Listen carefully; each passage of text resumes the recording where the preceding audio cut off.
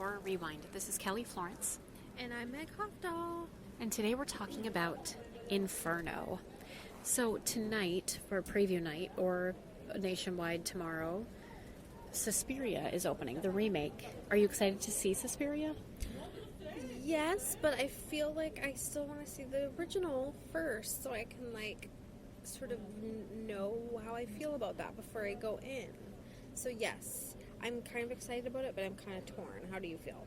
I'm excited. I saw Suspiria for the first time actually on the big screen at my local movie theater last October, and then that's right around the time that they were just finishing up filming, I think, or, done filming now, this remake. So I'm excited.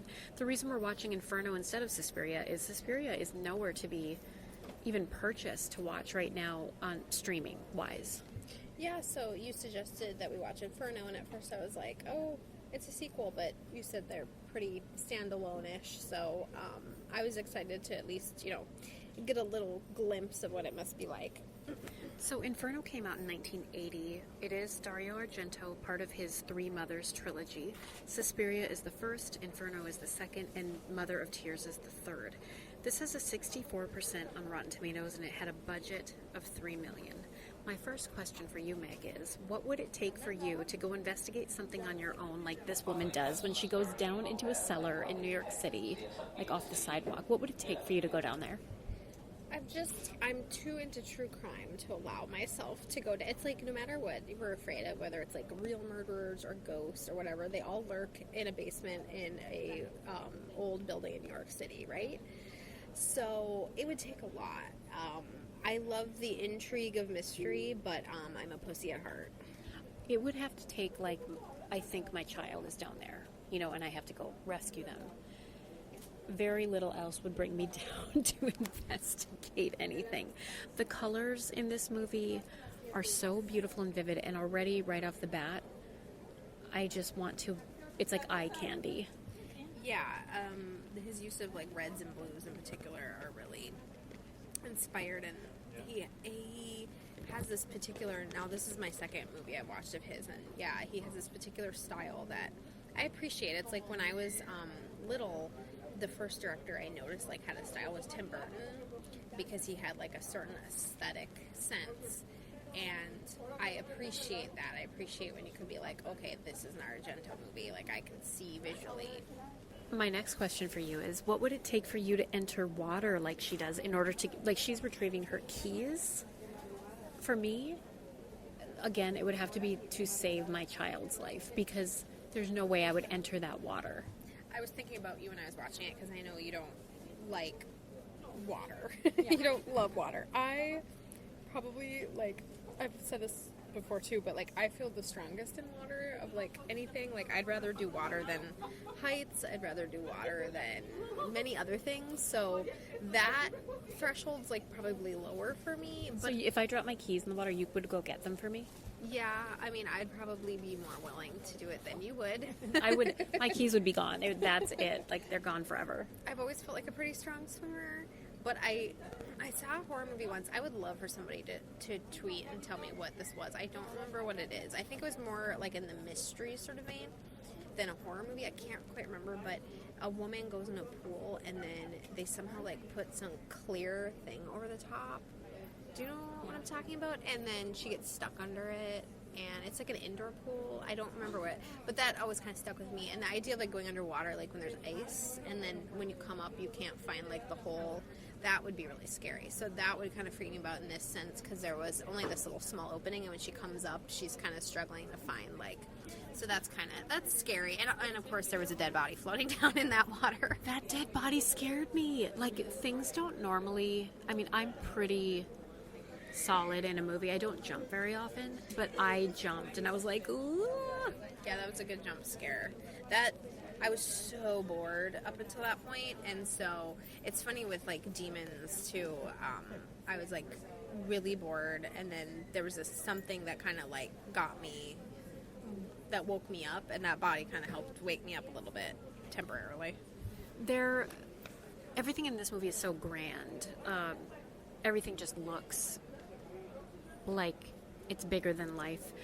They cut to this guy in class and they have this music library, or they have this library, and there's that cat in class and everything. Again, another woman goes to investigate, and the guy with the creepy hands, that got me too. Yeah, that was creepy. So here's kind of like how I feel is, so going back to when I watched Demons, Dario Argento movie. In that movie, I loved the visuals, I loved the jump scares, I loved many things about it, but there was no coherent story / character development.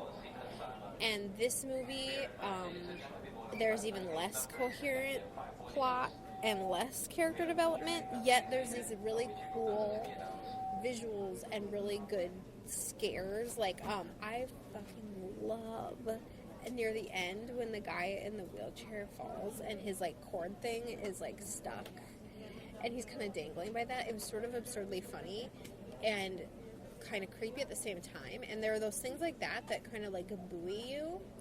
But this movie has absolutely no character development or coherent plot, and for those reasons I was really struggling. Well, I started this movie over again because I'm like, oh, maybe I just wasn't paying attention enough. Like, I don't know, 10 or 15 minutes in, I'm like, okay, wait a minute, I need to go back because what the frick is happening? And I even wrote down, like, what's happening. There's parts when it's, like, purposely trying to just throw you, like, the lights flicker, they cut in an edit of a snake and of a woman being hanged, and then the first woman dies. But it's like, what's going on? And this guy is pretty calm about his girlfriend being killed, by the way. Yeah, I don't even remember that part. Like, I remember things like, I like when she got out of the cab and she, like, she got caught on a nail. Mm-hmm. And, like, little things like that. Like, I like those little things. But, like, I had no idea what was happening, how people related to each other, what, like, it was like, kind of like a experimental film to me, or, like, a short film where you're just sort of, like, going along for, like, the visual ride. So it's like, I think that's where he excels. Like, I was reading, I watched it on Shudder, and I was reading, like, people's comments about it, and somebody's like, this is, like, the best movie to watch when you're doing mushrooms. And I'm like, yeah, like, that makes perfect sense to me because it's so visually appealing, but it's also, like, your attention span really, if it only goes for 10 seconds, it's okay because it doesn't really matter what happened the scene before or the scene next. Do you know what I mean? Yeah. Speaking of some visuals that I love, the blood is neon red, and I love it. And the lighting reminds me of stage lighting, and I'm here for it because it's very stylistic, and I like that choice. Yeah. Oh, yeah. I mean, I have no arguments about any of that. Like, there's something too where it felt more recent than 1980 to me. Like, there, like, visually and things like that, where it felt like it was ahead of its time in some ways. Like, it didn't feel really antique, if 1980 is antique. So, yeah, I mean, I can't say enough about how much I like the look of it and some of the thrills of it. But I'm also a fiction writer, and, like, I can't withstand. I think this is one of the first movies I like got to a point where I literally was going to give up. Like, I was like, I don't know if I can do this anymore, because it got to that cat part, and he was putting the cats in the river, and I literally, like, stopped it for a second. I was like, I might not finish the last 30 minutes of this movie. Speaking of the cats, the close-up of the cats' faces I loved. I thought that was really funny. That was really funny. Anytime I love a good close-up on an animal.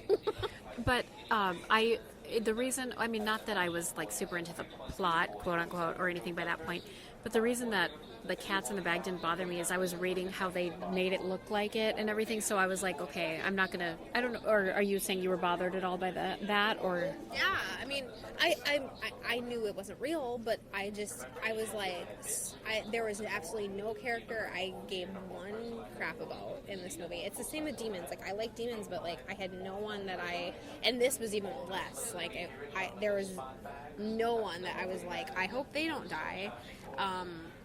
So at that point, when like this awful human being is like putting cats in the river, I was just like, I don't know if I can do this. But then, of course, the great thing happens where then he gets his comeuppance, and that was great. Where somebody just comes over and kills him, which was first he gets the rats starting to eat him, which was awesome. Can you imagine being the actor covered in rats? No, I mean, like we were talking about, we kind of think rats are cute, but I don't want to be covered in them. So it reminded me of Fear Factor. We used to watch the old Fear Factor with Joe Rogan back in the day. And there's certain things I would absolutely do and be fine with. Like, if somebody was going to pay me $50,000, I could probably be in a tank covered with rats. But there are some things that I would have to walk away, like eating bull testicles, for example, or like a penis. Like, what would you excel in Fear Factor, and what would you walk away from? Again, the water stuff, I feel like I'd be pretty confident with. I'm not really good with heights. I'm not going to eat anything gross. I just can't. Would you get covered by rats or cockroaches or anything like that? Rats, maybe.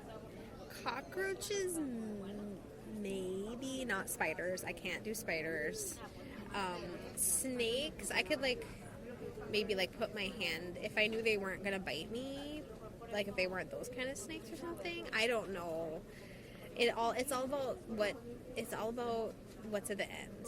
Am I gonna get money for this? Yeah. Like that, it would have to, like I've talked about before, but there was one where they had to be naked and walk on a stage in front of a bunch of people. I would rather do that than have spiders on me. Yeah, I would rather do that than eat something gross. There's a meme on Tumblr. It's like, for $1 million, would you? And before the person can even stop or finish the question, it's a gif of somebody nodding. Yeah, for $1 million, I'd probably do a lot of things. Yeah. Oh yeah. Yes. So this movie takes place, there's the scenes in Rome and whatever, but New York City, that apartment in New York City, we just spent some time there. Can you imagine what that apartment actually would cost? Yeah, that was really cool. And here's what I do. I sort of respect this idea that Dario Argento's you know what? It makes no sense that when she's dying, there's some sort of fabric wall, and then she pushes through the fabric wall and out onto the floor. It makes no sense, but I sort of respect the idea that he's it's so visually cool and beautiful that I'm doing it anyway. Yeah. So I kind of appreciate that. And in this apartment, yeah, there's this fabric sort of tight sheet across the wall. And I also love the guy in there is just I don't believe in anything I can't see or touch. And I was you're so dead, dude. Going back to the cats, apparently they had so many cats to wrangle on this film that everybody got sick of cats by the end of it, and the cat wrangler was I never want to see another cat again in my life because they're hard to work with, apparently. Cat wrangler, you should get paid $1 million to do that. That's not, they don't like being wrangled. There's the phrase, it's like herding cats, because seriously. Yeah, no, I can't even imagine. And there's the scene where he hits the cat. I didn't like that. I know it's not real, and I know I was listening to one of my favorite podcasts, and they were talking about some gruesome murder that's true, and I'm listening to it just fine. And then the next episode, I'm talking about last podcast on the left, they were talking about an actual pug murder, and I literally had to fast forward through it because I couldn't handle it, even though I had just heard the most horrible murder about a person. But it's even though I know none of it is real in this movie, but I just couldn't handle the cats. Okay, it was too much. But I think that a couple animals actually did die during this movie, because don't you think they really killed those ants? They really sprayed those ants with something, and that cat is shown eating a mouse. I'm pretty sure that's a real mouse dying. Yeah, that was definitely a dead mouse. I don't think they'd allow either of those things to die now in a movie, but I think in 1980 it was whatever. Yeah. Oh, yeah. Yeah. I'm fine with ants. I can handle some ants dying. Meg, I knew this was coming. I hadn't seen this movie before, but I just felt that it was coming, and it did happen. The man stole the climax. Of course he did. Of course he did. I was kind of checked out by then, so my any rage I would maybe feel left. But yeah, the whole movie is about, I guess, her. And then he comes in, swoops in, of course. Yeah, I get it. I was trying to find the things to appreciate about the filmmaking and the visual things, because plot-wise, Yeah, I mean, like I said, I appreciate some of his things, and I also appreciate, like, how someone would enjoy them. But it's like, if Demons was a struggle for me, plot and character-wise, this was, like, even worse in that respect. Demons was, like, fun. And this one, like I said, it has, like, these moments where you're like, oh, that's so cool. But they're too few and far between for me. And I just, I am a story person. Like, even in music, like, I love old classic country because they, like, tell stories. Like, I love a story. And this is not the kind of film that I like. Like, I come from a literature background. I like a beginning, middle, and end. And maybe that makes me a basic bitch, but that's what I like. And it's about what I like as far as, you know, as I'm watching this, I can only watch it through the prism of what I appreciate. And at the end of the day, it just, it fell flat again for me, because it's just like, if there's no worry of what's going to happen, or then it loses suspense. And then even the cool moments, I mean, you could take a photograph of them instead of make a movie. I don't know. the second half of this episode is going to be my review of Suspiria that I saw last year. So if you didn't listen to it last year, it's a short blip on the end of this episode. And then tonight, we'll be posting our review of the new Suspiria. But I enjoyed that movie more than I enjoyed this one. Okay, well, that's good to know. And, I mean, I've heard so many wonderful things. And I feel like Suspiria is probably going to be similar. You can tell me. I'm assuming it's similar in that it's really more about the art of filmmaking and less about the art of storytelling. Well, I feel like Suspiria has more plot because it's this girl going to this ballet school and like there's witches and stuff, you know, so that's cool. So there is more plot, but the things that I remember that I took away from it the most, I remember the visuals and the music. Mm-hmm. Okay. Well, that's interesting, and I would love to see the original. I really want to. It's going to be interesting to see how this new one is. It's got kind of mixed reviews so far, so we'll see.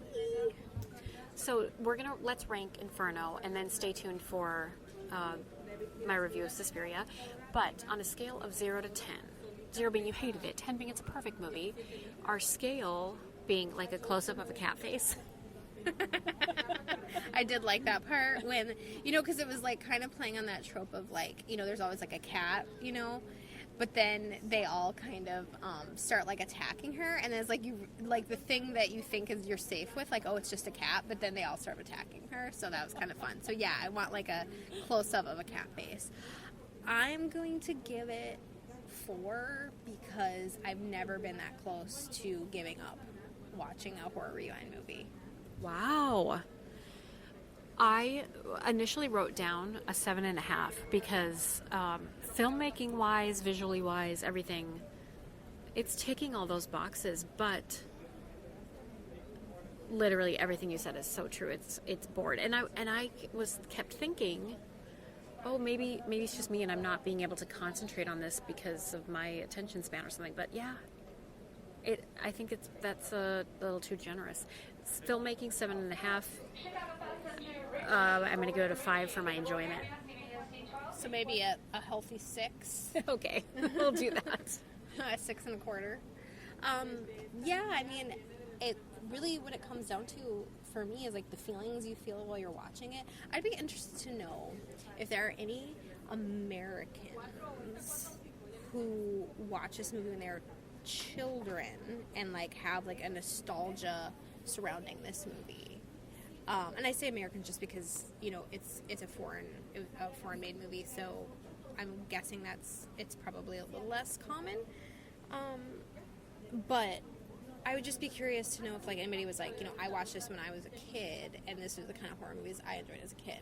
I would just be curious to know. Let us know.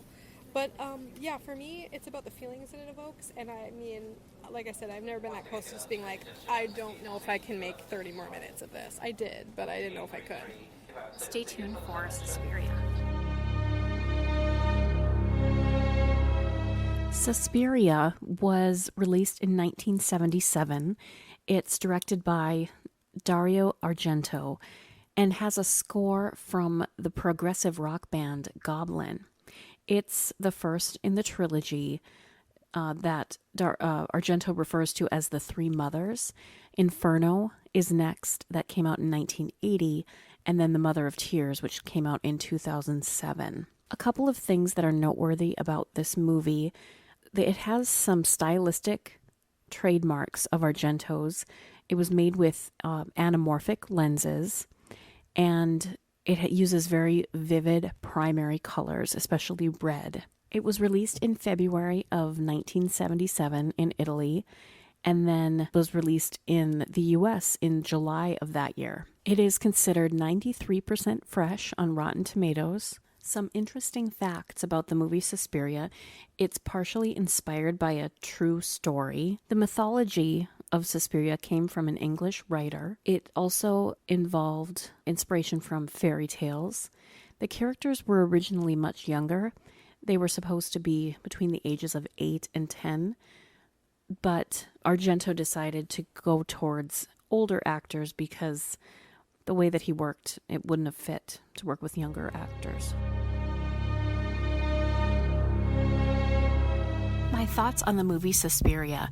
So I am familiar with Dario Argento from the movie Demons. That was one of my favorite horror movies when I was younger, and I used to own it on VHS, and it terrified me.